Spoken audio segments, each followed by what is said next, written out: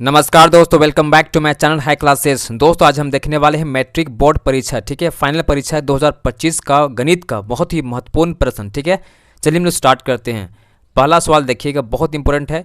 Euclid विभाजन प्रेमिका, ठीक है, यूक्लिड विभाजन प्रेमिका A equal to B Q plus R, ठीक है, होता है जहाँ पर आर के लिए सही संबंध क्या है, ठीक है। आपको बताना है इसमें सभी सही संबंध कौन सा है, ठीक है। आपके सामने ऑप्शन दिया गया है, 4 ऑप्शन दिया गया, ए बी और सी और डी, ठीक है। तो देखिए पहला ऑप्शन क्या दिया गया, आर जो होता है less than equal to b होता है या ग्रेटर देन इक्वल टू 1 होता है, ठीक है। आप पढ़े होंगे तो आपको याद होगा, ठीक है ना। ऑप्शन बी दिया गया है, आर जो होता है लेस देन बी होता है और ग्रेटर देन इक्वल टू 0 होता है क्या, ठीक है। और ऑप्शन सी दिया गया है, r greater than b but less than 0। तो दोस्तों याद रखिएगा, यूक्लिड विभाजन प्रेमिका में, ठीक है, A equal to B Q plus R का जो कंडीशन है, ठीक है, ये तभी सत्य होता है जब जो आर है रिमाइंडर, ठीक है, ये क्या होता है बी से छोटा होता है, ठीक है, लेकिन 0 से बड़ा या बराबर हो सकता है, ठीक है। इसको याद रखिएगा। तो इसका सही आंसर क्या होगा, ऑप्शन नंबर बी आपका सही हो जाएगा, ठीक है। ऑप्शन नंबर बी आपका सही होगा, है ना। अब आगे देखिए नेक्स्ट क्वेश्चन, ठीक है, यदि ए बराबर 40 हो, ठीक है, बी बराबर 8 हो तथा आर बराबर 0 हो तो क्यू कितना होगा, ठीक है।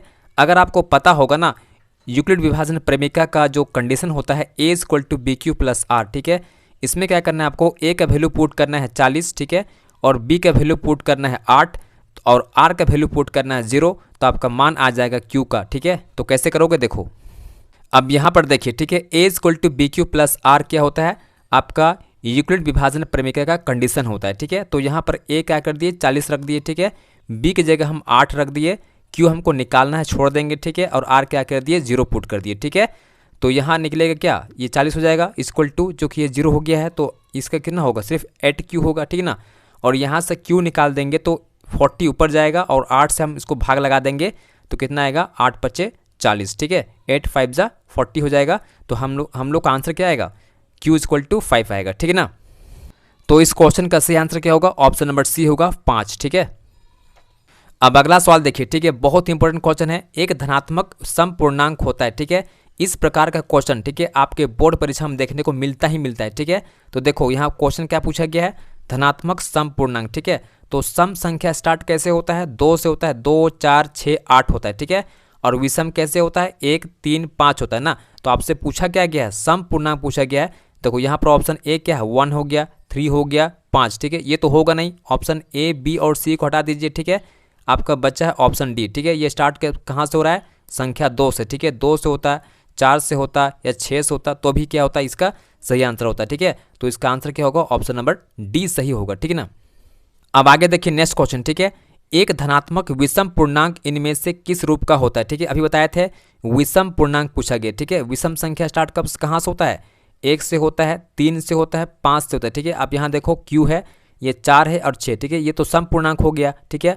ऑप्शन डी आपका क्या है, स्टार्ट 1 से हो रहा है, ठीक है। तो आपका ऑप्शन डी क्या होगा, सही आंसर होगा, ठीक है। धनात्मक विषम पूर्णांक जब बोलेगा तो आपको ध्यान देना है, लास्ट में 1 होगा, 3 होगा, 5 होगा, ठीक है, 7 होगा, है ना, 11 होगा। इस प्रकार से आप देखोगे तो उसी को आपको सही मारना है, ठीक है। तो यहाँ पर आपका सही आंसर क्या होगा, ऑप्शन नंबर डी सही होगा, है ना।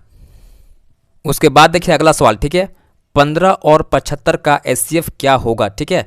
15 और 75 का एचसीएफ क्या होगा, तो आपको यहाँ ऑप्शन दिया गया है, इसमें आपको सही आंसर बताना है, ठीक है ना। इसका आंसर आप कई प्रकार से निकाल सकते हो। पहला आप देखो डिवीजन मेथड, ठीक है, 75 बड़ा है, इसको 15 से भाग लगाओ, ठीक है, 15 पछे 75, ठीक है ना। तो देखो रिमाइंडर क्या आ गया, 0 आ गया, इसको हम क्या बोलते हैं, ए बोलते हैं, ठीक है, इसको हम बी बोलते हैं, इसको हम क्यू बोलते हैं, ठीक है ना। तो आपका जो बी दिख रहा है ना 15, ठीक है, यही क्या होगा, इसका एचसीएफ कहलाएगा, ठीक है ना।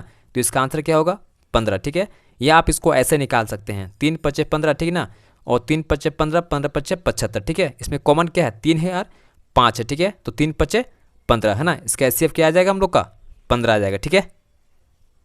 उसके बाद देखिएगा नेक्स्ट क्वेश्चन, ठीक है, अभाज्य गुणनखंड 120 बराबर 2a इंटू 3 इंटू 5 है, तो a का मान कितना होगा, ठीक है। बहुत ही सिंपल क्वेश्चन है, क्या करना है आपको, 120 का अभाज्य गुणनखंड निकाल देना, ठीक है। कैसे निकालते हैं, तो आप इसको देखो ऐसे निकालते हैं, ठीक है। तो यहाँ पूछा गया है कि 2 कई बार आया, ठीक है। तो देखो 2 कई बार रिपीट हुआ, 1 बार 2 बार 3 बार, ठीक है। तो यहाँ कितना आएगा 3, है ना। तो ए का आंसर क्या आ जाएगा 3 आ जाएगा। ठीक है, तो इसका सही आंसर क्या होगा? ऑप्शन नंबर बी होगा। के बाद देखिए अगला सवाल। ठीक है, इनमें कौन एक अपरिमेय संख्या है? ठीक है, देखो रूट 25 दिया गया है, आपसे पूछा गया अपरिमेय संख्या। ठीक है, तो रूट 25 परिमेय संख्या है। क्यों? क्योंकि 25 का रूट हम 5 निकाल सकते हैं। ठीक है, और 16 का भी 4 होता है, तो ये भी परिमेय संख्या है। और 4/8 हुआ, इसको हम क्या करेंगे? डिवाइड करेंगे, तो ये भी क्या होगा? परिमेय संख्या में आ जाएगा। लेकिन पाई एक ऐसी संख्या है जो कि अपरिमेय संख्या है। ठीक है, तो इसका आंसर क्या होगा हम लोग का? ऑप्शन नंबर डी सही हो जाएगा।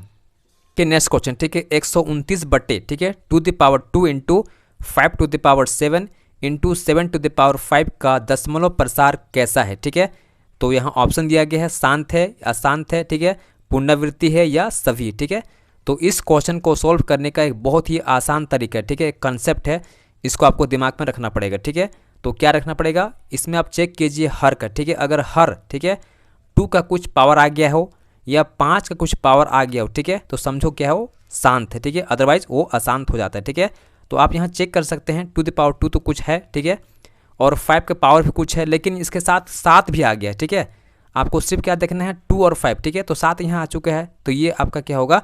अशांत हो जाएगा। ठीक है, इसका आंसर क्या होगा? ऑप्शन नंबर सी होगा, अशांत। ठीक है, अगला सवाल देखिएगा, निम्नलिखित में सही संबंध है। ठीक है, तो यहाँ पर आपको ऑप्शन दिया गया है, 4 ऑप्शन दिया गया है, इसमें बताना है आपको सही संबंध कौन सा है। ठीक है, तो अगर आपको याद होगा, ठीक है, अगर चैप्टर सही से पढ़े होंगे तो आपको याद होगा एचसीएफ इंटू एलसीएम होता है ए इंटू बी। ठीक है, तो इसका आंसर क्या होगा? ऑप्शन नंबर सी सही होगा। ठीक है ना।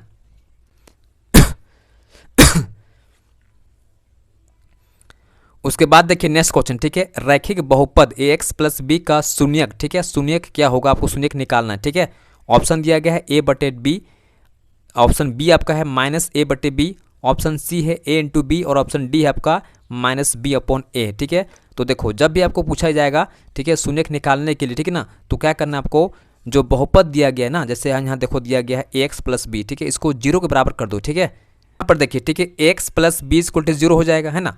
आपको यहाँ पर एक्स निकालना है, तो इसका हो जाएगा एक्स, इसको उठा के उधर ले जाओ, इसका क्या हो जाएगा? माइनस बी हो जाएगा। ठीक है, चूँकि साइड हम चेंज कर दिए हैं तो साइन क्या होगा? चेंज हो जाएगा। ठीक है ना, और आपको निकालना है एक्स, निकालना है एक्स को ही बोलते हैं शून्यक। ठीक है, तो इसका हो जाएगा माइनस बी अपॉन ए। ठीक है, तो इसका आंसर क्या होगा?